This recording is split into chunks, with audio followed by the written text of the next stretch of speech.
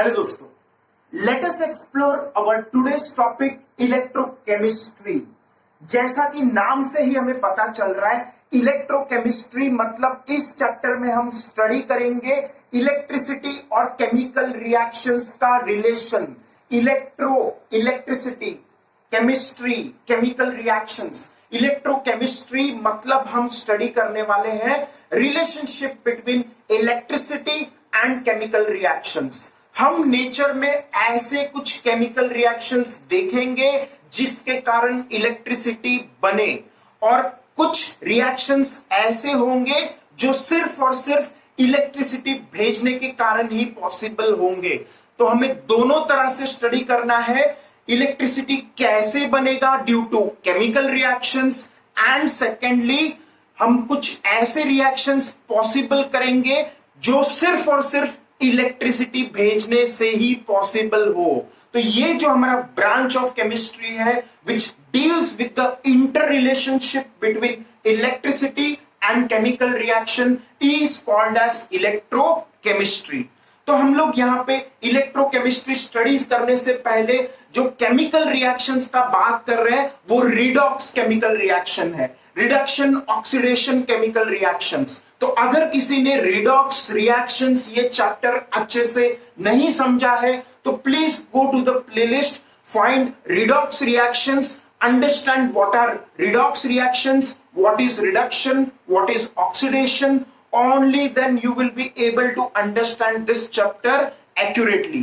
Without redox reaction ये chapter पढ़ना मुश्किल है. Okay, so first go through redox reactions, understand all the concepts, and then start learning the electrochemistry. So let us start with the study of electrochemistry. तो उसके लिए हम लोग एक एग्जाम्पल लेते हैं, जैसे एक एलिमेंट A, एक एलिमेंट B. हमारे पास दो एलिमेंट्स है. फॉर एग्जाम्पल A है जिंक और बी है copper.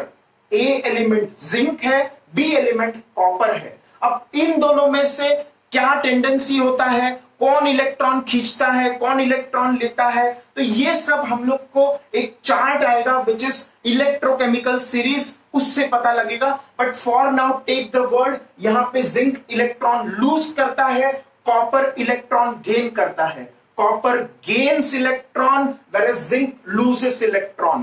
Loss of electrons is called as oxidation. तो zinc का oxidation हुआ.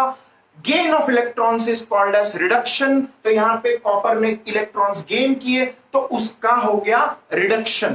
तो ऐसे हमारे पास oxidation होगा, reduction होगा, तो एक redox reaction होगा.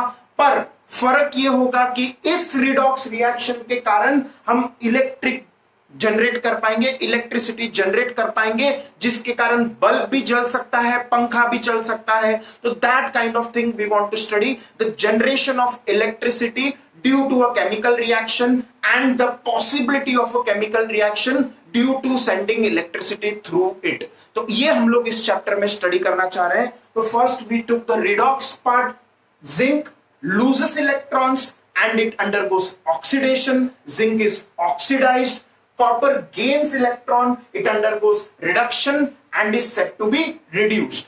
तो ये जिंक और कॉपर आपस में इलेक्ट्रॉन्स का मूवमेंट करते हैं because of the electronegativity difference. तो उसके कारण electrons will flow from zinc side to copper side. अब जिंक से कॉपर जब इलेक्ट्रॉन्स यहां से वहां जा रहे हैं तो उसके बीच में रास्ते में अगर हम लोग वायर डाल के एक बल्ब लगा दे तो वो बल्ब जलने लगेगा. Because electric current is motion of electrons. जब भी किसी सर्किट में इलेक्ट्रॉन्स फ्लो होते हैं then there is electric current through that circuit. तो इसी हम लोग एग्जांपल को थोड़ा सा बड़े तरह सेल के फॉर्म में देखते हैं. तो which is this cell wherein we have two electrodes, one is made up of zinc as I told. ए कौन है, ए है जिंक हमारे पास, और बी कौन है, बी है कॉपर हमारे पास. तो हमने दो इलेक्ट्रोड्स ले लिए. इलेक्ट्रोड्स मतलब क्या, तो इलेक्ट्रोड मतलब जैसे हमारे पास दो जिंक का बना हुआ एक इलेक्ट्रोड है और एक कॉपर का बना हुआ इलेक्ट्रोड है. दो रॉड्स है हमारे पास, one made up of zinc, another made up of copper, और इन रॉड्स को हम लोग ने डिप किया है इन इलेक्ट्रोलाइटिक सॉल्यूशंस. इलेक्ट्रोलाइटिक सॉल्यूशन मतलब क्या, ऐसे सॉल्यूशंस जिसमें कैटायन और एनायन का फॉर्मेशन हो. जैसे जिंक, जिस जिंक इलेक्ट्रोड हमने जिस सॉल्यूशन में रखा है that is for example zinc sulphate. Zinc sulphate एक इलेक्ट्रोलाइटिक सॉल्यूशन है, क्योंकि जिंक सल्फेट एक सॉल्ट है, तो सॉल्ट्स आर गुड इलेक्ट्रोलाइट्स। तो जिंक आयॉन्स बनेंगे यहाँ पे Zn+2 और सल्फेट आयॉन्स भी इस सॉल्यूशन में होंगे। Positive cations will be zinc ions and the negative anions will be the sulphate ions. तो ऐसा हमारे पास एक इलेक्ट्रोड होगा, और दूसरा इलेक्ट्रोड जहां हमने कॉपर वाला रॉड डिप किया है that is for example copper sulphate. यहां पे we will have Cu+2 ions and SO4 2- ions. तो ऐसा हमारे पास एक सॉल्यूशन होगा, और ये जो हमारे पास पूरा इक्विपमेंट है that is used for generating electricity. This is called as galvanic cell और वोल्टाइक सेल। इस इक्विपमेंट को हम लोग क्या बोलते हैं? गैल्वेनिक सेल, या तो दूसरा नाम वोल्टाइक सेल है। ये दोनों नाम इसीलिए है क्योंकि इन साइंटिस्ट ने इनका डिस्कवरी किया था या ये इक्विपमेंट इन्वेंट किया था। One scientist was Galvani, other scientist was Volta. इन दोनों ने मिलकर ये इक्विपमेंट बनाया था। तो क्या किया उन्होंने? दो सॉल्यूशंस लिए, इलेक्ट्रोलाइटिक सॉल्यूशंस। एक हमारे पास जिंक सल्फेट का एक्वियस इलेक्ट्रोलाइटिक सॉल्यूशन है, दूसरा हमारे पास कॉपर सल्फेट का इलेक्ट्रोलाइटिक सॉल्यूशन है। एक सॉल्यूशन जिंक सल्फेट, उसमें हमने डिप किया जिंक का रॉड। दूसरा सॉल्यूशन कॉपर सल्फेट सॉल्यूशन, इसमें हमने डिप किया कॉपर का रॉड, और ऊपर हम लोग ने वायर लगा दिया, और उन वायर्स के बीच में हम लोग ने एक बल्ब लगा दिया। What we find is this bulb glows. ये बल्ब ग्लो होना चालू होता है। तो हमें इस चैप्टर में सबसे पहले यही पढ़ना है कि ये बल्ब ग्लो क्यों होगा। Why will the bulb glow? Naturally bulb glow हो रहा है, मतलब यहां पे इलेक्ट्रॉन्स फ्लो हो रहे हैं, इस सर्किट में करंट फ्लो हो रहा है। तो why does current flow? So let us start understanding the concept. तो यहां पे हमारे पास जिंक है, जिंक और नीचे जिंक सल्फेट सॉल्यूशन है, कॉपर और नीचे कॉपर सल्फेट सॉल्यूशन है।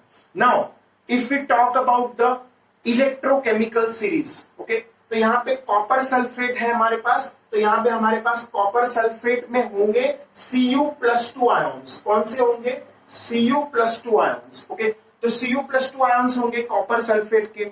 अब ये जो Cu+2 आयॉन्स है दे आर इलेक्ट्रॉन डेफिशिएंट। देखो, इलेक्ट्रॉन डेफिशिएंट मतलब वो लोग इलेक्ट्रॉन के भूखे हैं, उन्हें इलेक्ट्रॉन अपनी तरफ चाहिए। तो Cu+2 जो आयॉन्स हैं इस सॉल्यूशन में they are electron deficient, they badly need electrons. और यहां पे हमारे पास जिंक है, जिंक अगर मान लो रॉड लिया है हम लोग ने तो this is metallic zinc, metallic zinc है। अब metals normally tend to lose electrons, metal अपने इलेक्ट्रॉन्स नॉर्मली दे देते हैं। मेटल में जो न्यूक्लियस का इंफ्लुएंस होता है on the valency electrons is very less, and zinc is a weak. Zinc क्या है? वीक है। वो इलेक्ट्रॉन्स अपने दे देगा किसको? Cu+2 को। Cu+2 ने इलेक्ट्रॉन डेफिशिएंट है, तो वो बोल रहा है कि मुझे इलेक्ट्रॉन्स की जरूरत है। तो ये जिंक जो है यहां पे वो अपने इलेक्ट्रॉन्स इसको दे देता है। तो what happens is Cu+2 ions on right hand side, the right electrode, they will take the electrons from the zinc metal. तो जब जिंक इलेक्ट्रॉन लूज कर देगा, एक कोई जिंक का एग्जांपल ले लेते हैं Zn, अगर इलेक्ट्रॉन लूज कर देगा तो वो बन जाएगा Zn+2 ion. Zinc on losing electrons undergoing oxidation it becomes Zn+2, और वो इलेक्ट्रॉन गए किधर? जो जिंक ने, हर जिंक के एटम ने 2 इलेक्ट्रॉन दिए हैं, वो ये Cu+2 खा लेगा। तो Cu+2 will take those electrons and copper will deposit on this side। तो ऐसा हमारे पास कुछ मैकेनिज्म है जिसके कारण ऑटोमेटिकली स्पॉन्टेनियसली करंट फ्लो होगा from the zinc electrode to the copper electrode. Why does current flow? Because the Cu+2 ions are electron deficient, electron hungry, and they will take the electrons from the zinc electrode। Zinc electrode से वो electron खींच लेंगे। अब जब zinc electron lose कर देगा तो बन जाएगा Zn+2, और Zn+2 इस सॉल्यूशन में चला जाएगा। तो इस सॉल्यूशन में Zn+2 का कॉन्सेंट्रेशन बढ़ जाएगा, और ये रॉड धीरे धीरे पतला होते जाएगा और ये Cu+2 आयंस जो है इन सॉल्यूशन में वो 2 इलेक्ट्रॉन ले लेंगे और Cu+2 जब इलेक्ट्रॉन 2 ले लेंगे तो बना देगा कॉपर और ये कॉपर यहाँ पे डिपॉजिट हो जाएगा। तो this is kind of mechanism which is there in this galvanic cell और voltaic cell which leads to flow of electrons through the circuit, and when we have a wire through which electrons flow, then in that case whatever we place in between वहां से भी current जाएगा। तो अगर बीच में हमने bulb डाल दिया तो बल्ब ग्लो होना चालू हो जाएगा। तो ऐसा थोड़ा सा बेसिक मैकेनिज्म है, इससे और भी थोड़ा कॉम्प्लिकेशन है। There is one more part to this which is this part, यहां पे मैंने दिखाया है, that is called as salt bridge. ये सॉल्ट ब्रिज क्या है ये हम पढ़ेंगे। यहाँ पे कोई तो एक सॉल्ट रहेगा जिसका हमारे पास एक ब्रिज है। सॉल्ट जैसे मान लो सोडियम नाइट्रेट, ऐसा भी हम सॉल्ट ले सकते हैं। तो सोडियम नाइट्रेट का एक सॉल्ट का ब्रिज बना देंगे बीच में हम लोग, तो उसके कारण ये सर्किट कंप्लीट हो जाएगा and that will lead to conduction through this bulb. तो ये सर्किट कंप्लीट हो जाएगा और वायर में से करंट फ्लो होगा। अगर ये सॉल्ट ब्रिज नहीं है तो करंट पास नहीं होगा। Salt bridge is a important thing, without it there will be no current in this circuit. Okay, तो ये सॉल्ट ब्रिज क्यों है? तो basic idea I am giving you now, क्योंकि जो सोडियम नाइट्रेट है this will become sodium ions Na+ and nitrate ions NO3-. Sodium nitrate, it is a salt, it will dissociate into sodium ions Na+ and nitrate ions NO3-. तो ये जो sodium ions है ये electrons को अपनी तरफ खींचते हैं और ये नाइट्रेट आयंस है NO3-, इनका भी रोल होगा ताकि ये सर्किट को कंप्लीट कर दे and it will repel the electron. NO3- क्या है? नेगेटिवली चार्ज, वो इलेक्ट्रॉन रिपेल करेंगे और सोडियम क्या है? Na+, पॉजिटिव चार्ज, तो इलेक्ट्रॉन्स को खींचेंगे। तो पूरे सर्किट में से एक करंट फ्लो चालू हो जाएगा, इलेक्ट्रॉन खींच के सोडियम अपनी तरफ लेगा, नाइट्रेट आयंस इलेक्ट्रॉन को रिपेल करेंगे और इस सर्किट में से करंट फ्लो होने चालू हो जाएगा। बट सोडियम नाइट्रेट का उतना बड़ा रोल नहीं है जो हमें समझना है इधर। The main electric reaction, the chemical reaction which leads to generation of electricity is the presence of zinc rod and the copper rod. इन दोनों की वजह से मेनली हमारे पास इलेक्ट्रिसिटी है। तो इसको और एक एग्जांपल से हम लोग समझ सकते हैं। जैसे वी टेक 2 एग्जांपल्स, जैसे हमारे पास मान लो जिंक रॉड है। क्या है? Zinc rod. ये मान लो हमने जिंक का रॉड मान लिया, या हम लोग ने मान लो कॉपर का रॉड मान लिया। तो we have 2 rods, zinc rod and copper rod. अगर इस जिंक रॉड और कॉपर रॉड को हम लोग एक लेमन में डाल दे, if we put the zinc rod and the copper rod in a lemon, तो क्या होगा थोड़ा हम लोग स्टडी करते हैं। तो सपोज एक लेमन लिया हम लोग ने, उसको स्क्वीज किया और स्क्वीज करने के बाद हम लोग ने 2 इलेक्ट्रोड्स डाल दिए इसमें। कौन से इलेक्ट्रोड्स है? One is the copper electrode and another is the zinc electrode. We have 2 electrodes in this, zinc electrode and copper electrode. Okay, तो 2 electrodes हो गए। अब ये जो लेमन है, तो lemon is acting as a electrolyte. जो हमने यहाँ पे सोल्यूशन लिया है, lemon will act as a electrolyte. और फिर अगर हम लोग ने यहाँ पे बीच में वायर डाल दिया और बीच में एक छोटा सा बल्ब लगा दिया, तो what we will find is the bulb will light up, because ये ऐसा ही सर्किट होगा जहां पे एक साइड में हमारे पास जिंक है which is a electrode, zinc का इलेक्ट्रोड, और दूसरा हमारे पास कॉपर है which is the second electrode, and the lemon which will have citric acid will behave like a solution. Okay, तो उसके कारण जो भी हमारे रिक्वायरमेंट्स है for this circuit to get complete, that will get completed. हमारे पास यहाँ पे एनोड भी होगा, कैथोड भी होगा, बीच में वायर कनेक्टिंग भी रहेगा, इलेक्ट्रोलाइटिक सॉल्यूशन भी रहेगा, और बीच में bulb that will use to detect electricity. इस सर्किट में से इलेक्ट्रिसिटी फ्लो हो रहा है कि नहीं ये भी डिटेक्ट हो जाएगा। तो ऐसा एक्सपेरिमेंट हम लोग कर सकते हैं for generation of electricity. We have 1 electrode which is made up of zinc, another electrode which is made up of copper, and we dip this in zinc sulfate solution and copper sulfate solution, and we connect the 2 circuits by a wire along with the requirement of a salt bridge to complete the circuit. The role of salt bridge we will discuss in later parts. हम लोग salt bridge को और भी detail में समझेंगे, वो exactly कैसे काम करता है, किस किस कंपोनेंट से बना रहता है, तो that all we have to study later. But for now, we have to understand that there is a cell which is called as voltaic cell or galvanic cell, which is used to generate electricity.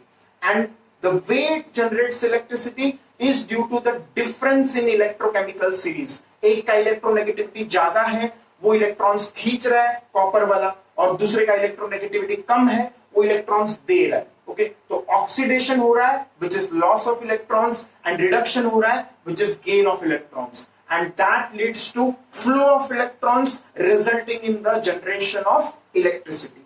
तो ऐसा हमारे पास है. अब कैसे ये mechanism होगा? As I told you, zinc electrode will lose its electrons, 2 electrons lose करेगा और बना देगा Zn+2. तो zinc becomes Zn+2. तो इंक्रीज इन ऑक्सीडेशन नंबर है, 0 से +2 हो गया ऑक्सीडेशन नंबर. तो इंक्रीज इन ऑक्सीडेशन नंबर मतलब ऑक्सीडेशन हुआ जिंक का, because it has lost electrons, and Cu+2 it has gained electrons, 2 electrons ने गेन किए और +2 से 0 हो गया, मतलब इसका डिक्रीज इन ऑक्सीडेशन नंबर हुआ, गेन ऑफ इलेक्ट्रॉन्स हुआ, दैट मींस रिडक्शन हुआ. तो there is oxidation involved here and reduction involved here. अब जिस इलेक्ट्रोड पे ऑक्सीडेशन हो रहा है, which is the zinc electrode, क्योंकि जिंक साइड में देखो Zn से Zn+2 हो गया, ऑक्सीडेशन नंबर बढ़ गया, तो इसीलिए ये ऑक्सीडेशन वाला इलेक्ट्रोड है. जो ये लेफ्ट वाला इलेक्ट्रोड हमारे पास, वो कौन सा इलेक्ट्रोड है? ऑक्सीडेशन वाला इलेक्ट्रोड. और ये जिस इलेक्ट्रोड पे ऑक्सीडेशन होता है उसको हम लोग बोल देते हैं एनोड. जिस इलेक्ट्रोड पे ऑक्सीडेशन होगा उसको हम लोग क्या नाम देंगे? एनोड. और यहाँ पे जो कॉपर का इलेक्ट्रोड है, कॉपर का ऑक्सीडेशन नंबर +2 से 0 हो रहा है, मतलब ऑक्सीडेशन नंबर कम हो रहा है, तो दिस इज रिडक्शन. तो ये इलेक्ट्रोड पे हो रहा है रिडक्शन. तो रिडक्शन हो रहा है मतलब ये कैथोड है. Reduction means this is cathode. जिस इलेक्ट्रोड पे ऑक्सीडेशन होगा that is called as anode. जिस इलेक्ट्रोड पे रिडक्शन होगा that is called as cathode. इसको याद रखने का सिंपल कुछ हिंट भी हम लोग देख सकते हैं. अगर तुम्हें इंग्लिश ज्यादा आता है तो तुम्हें यह पता होगा कि एन ऑक्स बोलते हैं. ऑक्स एनिमल बचपन में सबने पढ़ा है, जैसे काऊ होता है वैसे ही एक एनिमल होता है ऑक्स. ओके, तो ऑक्स जो एनिमल है इसका वर्ड स्टार्ट होता है ओ से, जो कि वॉवेल है. तो वॉवेल के आगे हम लोग ए नहीं लगाते, एन लगाते हैं. वॉवेल्स जो है उसके आगे हम लोग क्या लगाते हैं? एन. तो हम लोग ए ऑक्स बोलेंगे या एन ऑक्स बोलेंगे? तो we will say an ox. जैसे अगर मैंने पूछा ए काऊ बोलेंगे या एन काऊ बोलेंगे, the answer is a cow बोलेंगे, क्योंकि cow starts with C which is not a vowel, whereas ox starts with O which is a vowel. तो वॉवेल के आगे हम लोग एन लगा देते हैं. तो एन ऑक्स, इससे हमें क्या याद होगा? एन मतलब एनोड, ऑक्स मतलब ऑक्सीडेशन. एन मतलब क्या? Anode. An for anode. Ox मतलब ऑक्सीडेशन. तो वो इलेक्ट्रोड जहां पे ऑक्सीडेशन होगा उसे हम कहेंगे एनोड. वो इलेक्ट्रोड जहां पे ऑक्सीडेशन होगा we will call as anode. फिर दूसरा तरीका भी है इसका समझने का. अगर इंग्लिश तुम्हें ज्यादा समझ में नहीं आता है तो हम लोग कैथोड का समझने का कोशिश करते हैं. कैथोड बना हुआ है वर्ड कैट से. कैथोड वर्ड किससे बना हुआ है? कैट.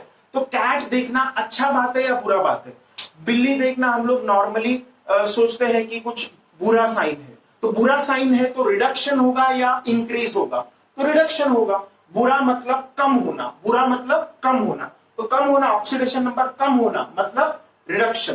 तो कैथोड इज रिडक्शन. ऐसे भी हम लोग याद कर सकते हैं. Whatever way you like, an ox, anode, oxidation, cat means cathode which occurs reduction.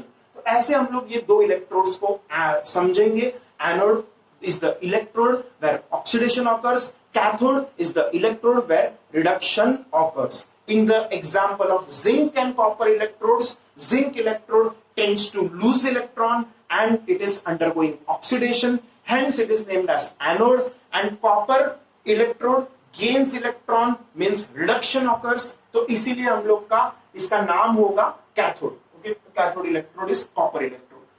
अब उसके बाद अगर हम लोग बात करें तो Cu+2 का पुल है इलेक्ट्रॉन्स के लिए, वो Zn+2 से ज्यादा है, ये मैंने तुम्हें बताया. अब इसका प्रूफ क्या है कि Cu+2 का पुल ज्यादा है एज कंपेयर टू Zn+2। देखो Zn+2 सोल्यूशन में है हमारे पास, जिंक सल्फेट सोल्यूशन में Zn+2 भी है, कॉपर सल्फेट सोल्यूशन में Cu+2 भी है, दोनों पॉजिटिव है। ZnSO4 which gives Zn2+ ions, that is also positive, that is also electron deficient. CuSO4 which results in formation of Cu2+ ions, that is also positive, it is also electron deficient. Zn+2 भी क्या है, electron deficient है ये वाला, because it is positively charge, and Cu+2 भी electron deficient है because it is positively charge. तो अब क्या होगा, दोनों झगड़ा करेंगे, मुझे इलेक्ट्रॉन चाहिए, मुझे इलेक्ट्रॉन चाहिए, Zn+2 को भी इलेक्ट्रॉन चाहिए, Cu+2 को भी इलेक्ट्रॉन चाहिए। तो कौन जीतेगा, जो ज्यादा ताकतवर रहेगा वो जीतेगा। अब कौन ज्यादा ताकतवर है हमें कैसे समझेगा, तो हमें समझने के लिए एक चार्ट होता है हमारे पास which is called as standard electrode potential. Standard electrode potential का चार्ट होता है, आप अपना टेक्स्ट बुक देखोगे तो वहां पे you get this chart, standard electrode potential. इसको दूसरा नाम जैसे मैंने बताया इलेक्ट्रोकेमिकल सीरीज भी बोलते हैं, we call this electrochemical series. अब इस सीरीज में अगर हम लोग Zn+2 और Cu+2 को कंपेयर करें तो let me find Zn+2 and Cu+2। तो दिस इज Zn+2 यहां पे एंड Cu+2 यहां पे है, ओके। Zn+2 यहां पे, Cu+2 ऊपर। अब ऊपर है इसका मतलब क्या है, तो ऊपर होने का मतलब है increasing strength as oxidising agent. Increasing strength as oxidising agent मतलब बेहतर ऑक्सीडाइजिंग एजेंट है, ज्यादा अच्छा ऑक्सीडाइजिंग एजेंट है।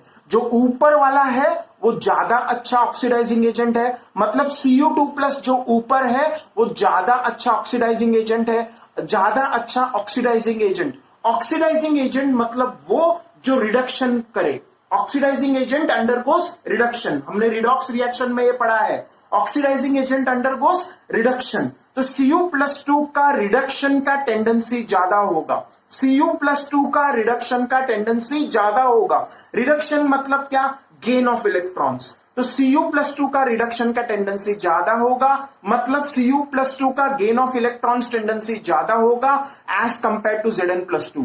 तो Cu+2 का गेन ऑफ इलेक्ट्रॉन टेंडेंसी ज्यादा होगा, मतलब इलेक्ट्रॉन्स पे पुल ज्यादा होगा एज कंपेयर टू Zn+2। इसीलिए ये जो Cu+2 आयॉन्स है सॉल्यूशन में वो इलेक्ट्रॉन्स खींच लेंगे, किससे, जिंक से। जिंक बेचारा वीक है, वो दे देगा इलेक्ट्रॉन, और Zn क्या होगा यहाँ पे, जिंक Zn से Zn+2 बन जाएगा, और Zn+2 बनते ही वो आयन फॉर्म में सॉल्यूशन में चला जाएगा, सॉल्यूशन में डिसॉल्व हो जाएगा, सॉल्यूशन में आयोनिक फॉर्म में रहेगा। तो ये थोड़ी देर बाद हम अगर देखेंगे तो ये जो जिंक का प्लेट है ये पतला हो जाएगा, जिंक का जो प्लेट है वो कैसा हो जाएगा, पतला।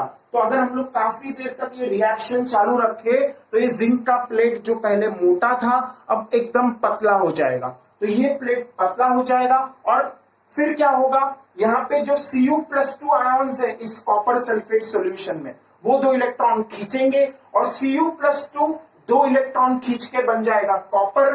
तो Cu+2 जब कॉपर बन जाएगा तो कॉपर यहाँ पे डिपॉजिट हो जाएगा on the copper electrode, the copper atoms will deposit. तो इसीलिए जो कॉपर इलेक्ट्रोड है ये मोटा हो जाएगा। तो इसीलिए मैंने यहाँ पे इस डायग्राम में वही बताया है कि we have the electrochemical cell in which or the voltaic cell in which we have zinc electrode and copper electrode connected via a salt bridge। बीच में क्या है, salt bridge, जैसे सोडियम नाइट्रेट। salt bridge का exact working हम लोग बाद में देखेंगे, बट फॉर नाउ अंडरस्टैंड यहाँ पे salt bridge जरूरी है ताकि ये सर्किट कंप्लीट हो और इसमें करंट पास हो। ओके, तो salt bridge जब कनेक्ट करेंगे तो what will happen is electrons will flow from zinc electrode onto the copper's electrode side, and the deposition of coppers due to the formation of Cu+2 ions into Cu, it will result in increase in shape and size of copper electrode, and due to the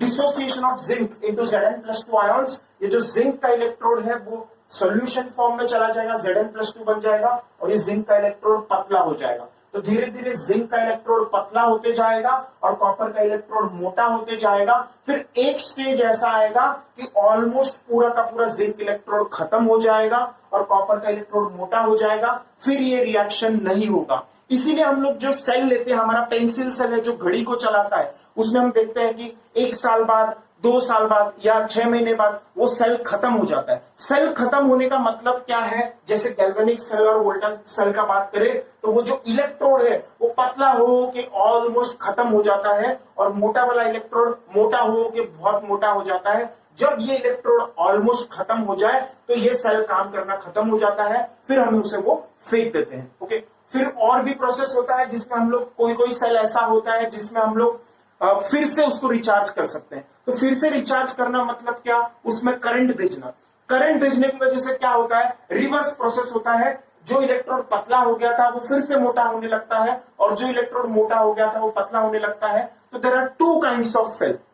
One type of cell is use and throw cell, which is the dry cell, and another cell is like the inverter battery. Inverter battery का जो cell है वो charge भी हो सकता है, discharge भी हो सकता है। मोबाइल में जो बैटरी है वो चार्ज भी हो सकता है, डिस्चार्ज भी हो सकता है। तो वहां पे हमारे पास रिवर्सिबल रिएक्शन होता है। रिवर्सिबल रिएक्शन से हम लोग क्या करेंगे? इलेक्ट्रोड का साइज फिर से बड़ा छोटा हम लोग कर सकते हैं। That depends on the type of cell. So we have 2 kinds of cell, one wherein we have a irreversible reaction, that is a dry cell kind of cell, which is use and throw cell.